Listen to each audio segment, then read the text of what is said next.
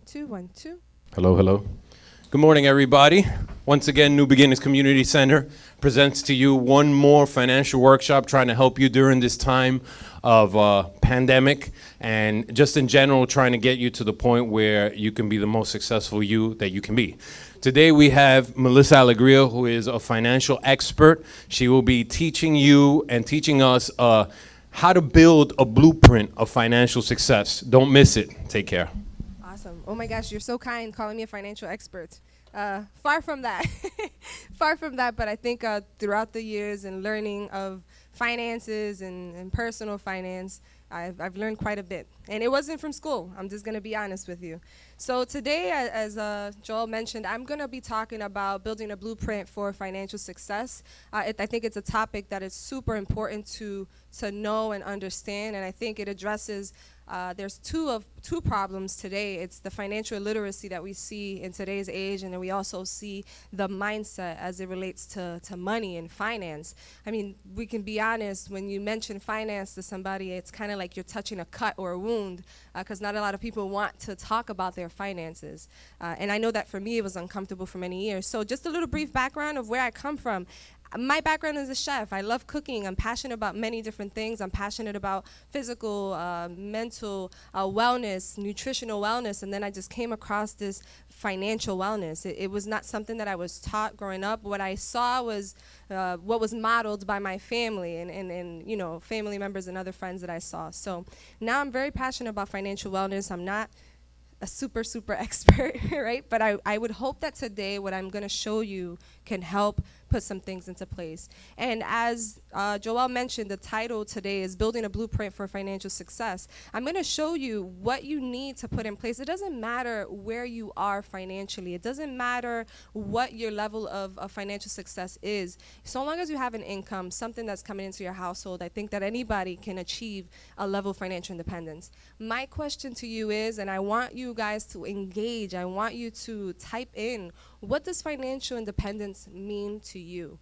What does it look like for you? I mean, if we can just be honest with everything that is going on with COVID-19 pandemic, you know, what does it look like for a family whose main breadwinner has been laid off or furloughed? What does it look like for, you know, someone who's been years and years at a company and working and investing years of their life into this place, and then they get a call that they no longer are going to be going back to work?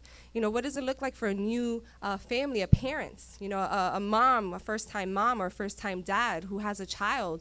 What does it look like for someone who's well-established, who's been working at a company for many years, and they are still looking to see, okay, what's next? How am I going to be able to retire? How am I going to be able to continue supporting my family even after my years have matured and I no longer have that same strength as I was younger?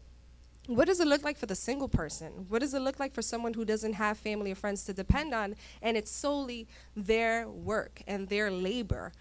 What does it look like for you? So I want to ask you that, and I'm going to put a picture up because I'm very visual and I like to learn this way. And what I'm going to be talking about is a house. The same way that you have an architect, an engineer, when you're going to work at building a house, they have a blueprint. And with that blueprint, it helps them put in place the things necessary to make sure that a physical house will be able to sustain itself, all of the piping, the foundation. And so it's the same way we're going to build a financial house. A financial house has a foundation, and that foundation is known as income protection, okay? So if you have a piece of paper, I'm going to encourage you all to do the same thing that I'm doing because it's going to be personalized to your situation, okay? We have income protection, also known as life insurance, okay? That's the foundation of your home. You have to protect what you're bringing in financially into your home so that you know what steps to take so that you can secure that in the future. After you have your income protection in place, we're going to look at things like putting a budget into place. Jamie and Elizabeth Harris a couple months ago, or maybe about a month ago, they spoke about budgeting 101. The things that they do, they list things that they do personally in their household. And one of the things that they mentioned is making a budget list, putting things on a notebook. What do you have coming in so that you know how much you have to put out, okay? So we're going to make a budget list. Next is we're going to look at things like an emergency fund. So I'm just going to put EF here, and a will. That's the next level after you've protected your income, okay? So we're building your financial house. When you look at your budget, you'll know, okay, how much do I need to put toward an emergency fund? Emergency fund is only emergencies. This is something that you need to have in place in the event of something happening. COVID-19 happened. Sadly, thousands and millions of people were caught off guard and have literally been faced with emergencies costing more than $1,000, and over 39% of the United States population are not prepared to even pay $1,000 for an emergency, which is very, very terrifying to know. The next thing is having a will.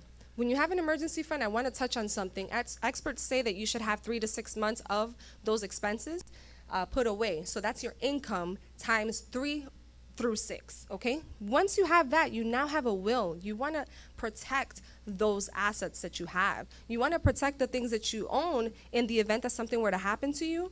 Your family can now still acquire the things that belong to you or stay with the things that belong to you. In the state of Florida, if you don't have a will, yourself drafted, the state can appoint one. They can draft one for you. And it's kind of unsettling because if you have children, the state becomes the legal guardian of your children if you don't have a will. And so now they have a say-so over your assets. They have a say-so of what happens to your insurance and things of that nature. So it's super important to have that. The next thing we want to go into is debt. We're going to talk about debt. It's the ugly D-letter word. But if you utilize debt correctly, it can really be a powerful tool to get you further into your financial success, okay? So debt, if you have a budget, you'll have an idea of what your debt is. You'll know how much you're paying toward your debt. Once you do that, you now have a plan to open up some funds so that you can now plan for retirement. Okay? So after your debt, who can retire with debt? Nobody, right? No one can retire with debt, or comfortably anyway, in a way that you don't have to work and exchange your time for money anymore. After retirement, we're going to look at college, okay? As I mentioned, I encourage you to put this on a piece of paper because it's such a good formula that I use myself along with my husband, and I've helped many others do the same thing. So we're going to look at college. I see a lot of cases where parents, they want to give their children the best life possible, and so they look at things like, let me first work on college savings before I work on retirement. But then they have the college savings and now they're struggling to get by in their later years because they dedicated so much time to their children, which is fine. But you have to have an order to things so that everything works out for everybody. Does that make sense? Lastly, this is my favorite part because I'm such a creative and a dreamer. Goals and visions and dreams. We can't forget about that. That's the roof, guys, okay? So we are allowed to have fun, okay? So goals, visions, and dreams.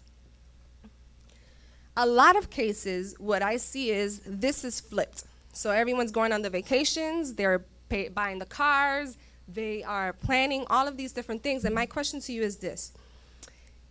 It's a game. And if you don't know the rules to the game, then how are you going to win? And it's the same thing with finances, okay?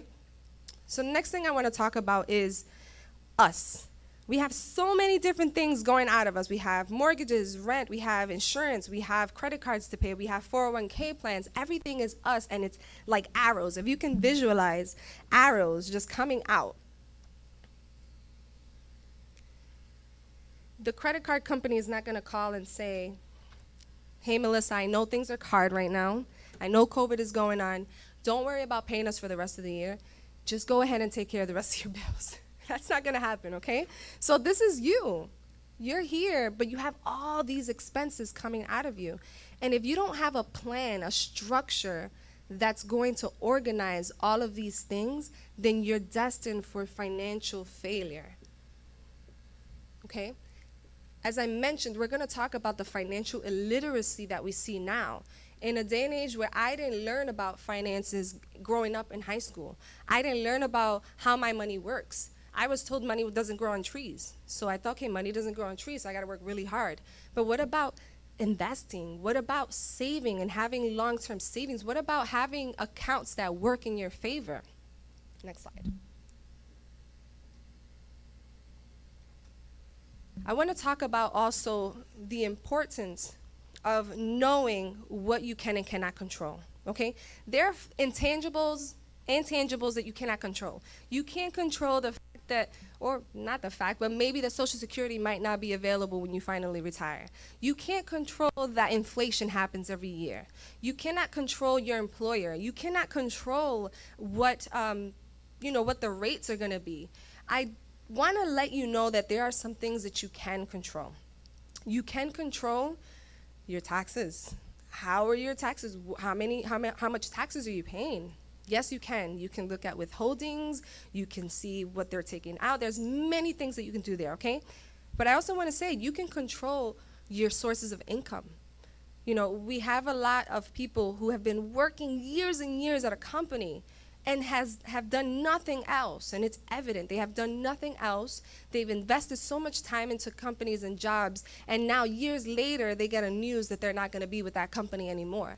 What happens to that person? We have a control over the sources of income. There are side hustles that people can do. I think it's so important to not think of one source of income, but look at how many different things you have. Look at your talents. Look at what you're good at. And then maximizing on that and investing in that stuff, investing in yourself. The other thing is you can control where you put your money. We all have money. It's a resource. It's a tool. Where are you putting your money in a way that it can give you the greatest return for your investment? And I think it's important to understand paying yourself first. I'm going to be completely honest. When I heard paying myself first, I thought I was like, okay, I can get the shoes that I want. I can get the stuff that I want, the material things that I want. And while that might be true, paying yourself is, okay, I have this money that comes in. Let me first take a percentage out of that and put it toward myself, meaning to my future self. You have to begin with the end in mind, having a bigger picture in mind and saying, where do I want to be when I retire at 50 years old? Yes, I want to retire at 50 or maybe 45. I'm okay with 40. I have no problem with that. So let's just say you put a number to what, it's a numbers game. I'm just going to be honest. It's a numbers game. You put a number to your retirement. It's not an age. Retirement is a number. Retirement is how much do I want to have monthly that I don't have to go and work for somebody else? How much do I want to have coming into me monthly that I can share and still be comfortable, pay my bills and everything? You can pay yourself first, adjust your priorities. We were faced with a very harsh reality that our priorities were not in place the way that they needed to be.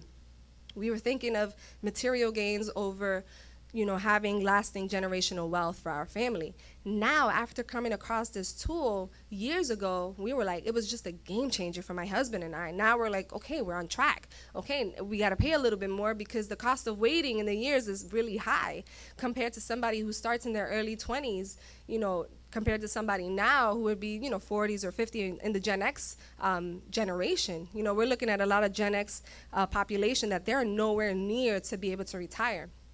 Change your thinking. I already talked about that. Change your thinking about money. If you feel like money is only for the rich, then you have it all wrong, okay? I believe that you can be rich as well and be successful, be a good person. There's this stigma, there's this negativity, there's this negative connotation with people who have a lot of money. There are a lot of good people that have money and doing great things. I want to ask you, if you won the lottery, what would you do with that money? And it would put very clearly the things that are a priority to you. And write it down. I encourage you to write this stuff down. Be a dreamer, okay? Adjusting your lifestyle. This is going to probably be tough for some people. But looking at the things that your money is going to. What are you doing? What are you spending your money on? Are you eating out a lot? Are you cooking at home? I'm a chef. I'm happy to give you some classes. Just wanted to say that. The next thing is setting a goal and having a plan. So we're going to set a goal and have a plan. Go to the next one. I already mentioned the things that we cannot control, right? Paying yourself first. The 3 kinds of accounts that you want to have. You want to have an emergency fund. You want to have a short-term savings. You want to have a long-term savings or investment. 3 accounts, okay? 3 accounts. Emergency fund, strictly for emergencies. A short-term savings account, that's going to be something like you're saving for a vacation. You're going to have your long-term savings account. That's going to be something that's more of an investment vehicle where you're now getting a return for your investment and it's building up and so forth, okay? It's becoming an asset to you. Some statistics I mentioned earlier, only 39% of the population, they have enough to cover a $1,000 emergency.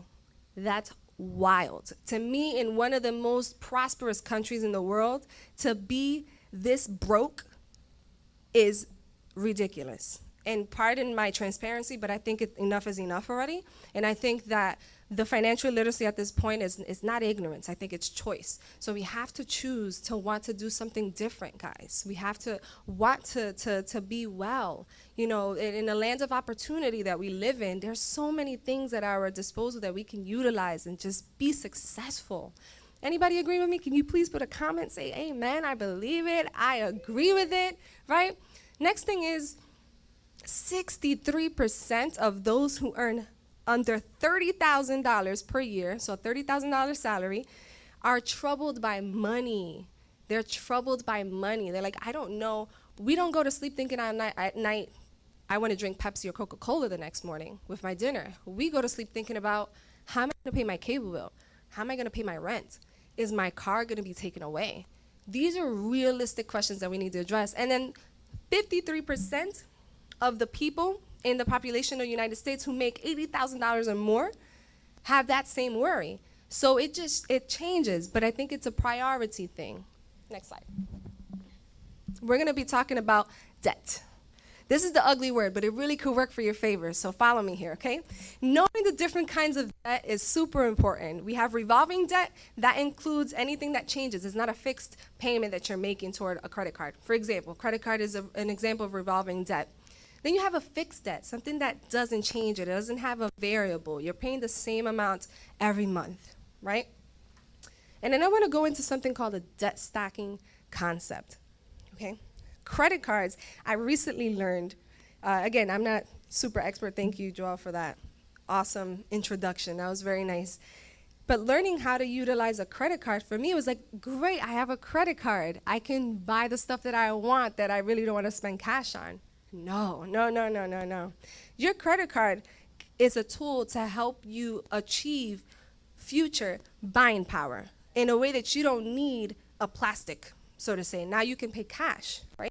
And so when I learned this just recently, I said, wow, that makes all the sense, because we have all this little plastic tool, but we don't know how to use it. And then we get it, the limits rise, and then we feel like we can buy bigger toys so that we can get more debt.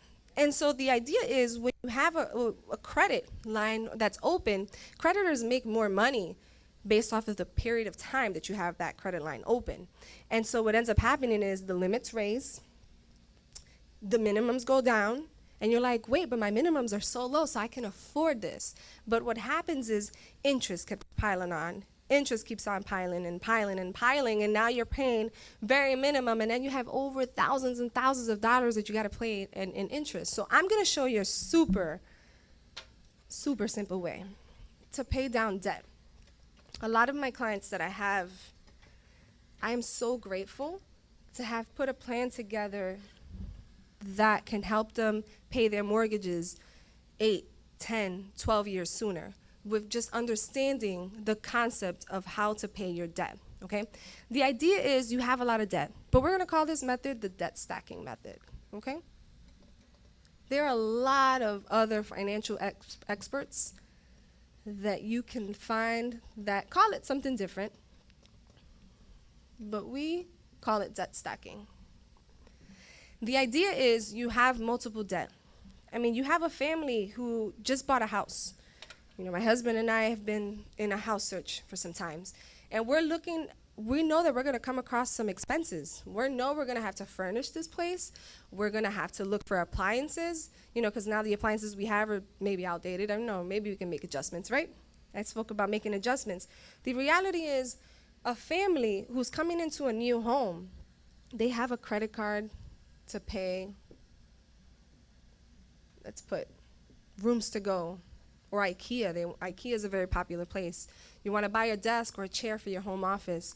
You know, the next thing you have is there's a loan that's thrown in there. You have a loan student loan or whatever that loan might be. It might be a personal line loan that you have. Let's just say it's pretty small. Let's say it's relatively small. Then you have another credit card here. Right? I hope everyone can see that. I know the next thing is you have a car loan. A lot of people are into leasing and, versus buying in most cases. After that, you have your mortgage. You have a mortgage to pay. The idea is, as I mentioned before, you want to have a clue of how much you are giving out of your income toward your debt, okay? When you do that, you now have a bigger picture. We're going to say, okay, I'm paying $2,700 to all of my debt, okay? So now I know this is what I have to work with to pay down my debt. What we are going to do, and the method that I'm going to show you, and it's a method that I myself use, is I'm going to just pay, the smallest balance first. I'm going to knock out that small balance because sometimes we think that knocking out the monster debt is better because that's the one that's like after us, is like running after us to pay. That's how I visualize debt. Like that's huge. I visualize like a big monster that's chasing me, right? So I want to let you know, pay the small one down first. Let's say you pay $272. I don't know, that's an even number. You pay $272. Now, once you pay off that credit card for rooms to go, that family or you or myself, I'm going to take those $272 and I'm going to apply it to that next loan. It's not free money that you all of a sudden have open. I just want to let that be clear. Act as if you still have $2,700 in debt, okay? You're going to take those $272 and you're going to apply it to your next debt. This becomes your new target credit to get rid of. That's your loan. Before you were paying $535, you add the $272. My quick math is not all that great, but do the math. Now it doubles it, and it's over almost $800. So it's almost $800. You knock out this loan that could have a balance of, you put your X amount. How much of loans do you have? You pay this off. Mind you, interest is also being paid off. Once you pay this off, guys, let's just call this, okay, for math's sakes, right? Because I got to be simple, guys. I got to be simple. $700. Next, you take the $700 that you were paying here for your loan. Now you're going to apply it to your next credit card. Okay? So now your new payment becomes whatever the credit card minimum was, plus the additional payments that you've now stacked together to pay the next step, and so on and so forth. The idea is mortgages now, they're fixed for like 30 years or so. I think that's the case. What ends up happening is all of this money, now your mortgage is $1,300, but now you're paying over $3,000 toward your mortgage, and now you're setting yourself up to pay less interest on your house and finish paying off your house in so many less years. Okay? So this is just a method. It's super simple, guys. And the idea is discipline. You gotta be disciplined because it feels good to have a little surplus of money coming in. And trust me, it hurts when I have to put a check away. And I don't touch it. I don't touch it at all. Now it's going away and it's just like I don't even have it anymore. And living frugally, it looks different for everybody. Find what that is for you, find that medium and make it happen. So it's applying the discipline, getting done with your mortgage. Now you have a house that's paid off. Hooray, congratulations. 14 years sooner. It could be anything. It could be, I have clients that would pay 14 years sooner, 12 years sooner, 8 years sooner. That's amazing, guys. And you save on so much interest. It's ridiculous. Like, it's so awesome. I want to talk about the last thing, and it's the foundation of your financial house. This is super important. It is super important to understand, first and foremost, because not understanding this concept can cost your life. It can cost your family's security, their life. It can change significantly the way of life, the lifestyle of your family. And my honest thought was, I don't need life insurance. What do I need life insurance for? But if you don't understand why you need it, then you're going to say you don't need it. And that's what goes. But if you have an idea that life insurance is simply to protect, let's put abbreviated, it's simply just to protect you and your family in the event of a loss, that's really what it is. I mean, you have car insurance. How much is your car worth? You have a house. How much is that worth? You have your life, guys. How much is that worth? Okay, and it's worth so much more than a car and a house.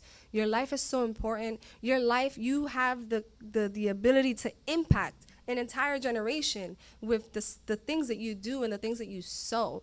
And we sow and we reap in different seasons. So we have to be very mindful of what we're sowing now, what are we doing, the things we're listening to, and the steps in our priorities, because that's going to affect our future, even while we're not here.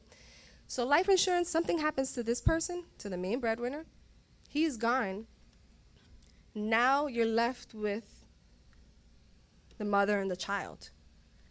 What are they going to do when you're gone? If you don't have life insurance, guys, it's to protect you in the event of an untimely death or an illness that's unforeseen that comes into your family. You know, insurance increases. Life insurance, the price of it increases with age and health. If you're not the healthiest person, you might not be insured because the risk is greater to protect you, and it might be a loss. It sounds raw, but this is the truth. That's why I encourage people, as soon as you're legal, go in and find a policy, get on a policy, because you don't know what happens. You don't know if you're going to get sick one day and you might not be insurable anymore, okay? So I want to ask you, and be honest, if something were to happen to you today, are you going to be leaving your family with a financial burden or financial relief? And I think it's very important that we think about that. Insurance. I want to talk about how you know how much you need.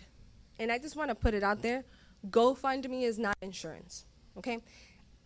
I see countless cases. I've seen them in my own office of people dying tragically in car accidents who were scheduled for an appointment to be seen with an agent to get insurance, and leaving behind 2 young children dying instantly in a tragic car accident. You know, these are real life cases, and because now they didn't get to that appointment, life is so uncertain. If we knew when we were gonna die, maybe we might all run and get insurance, but we don't. So when we don't, what are you putting in place to have some kind of security there, okay? GoFundMe is not life insurance. It's a crowdfunding to support something, and a lot of the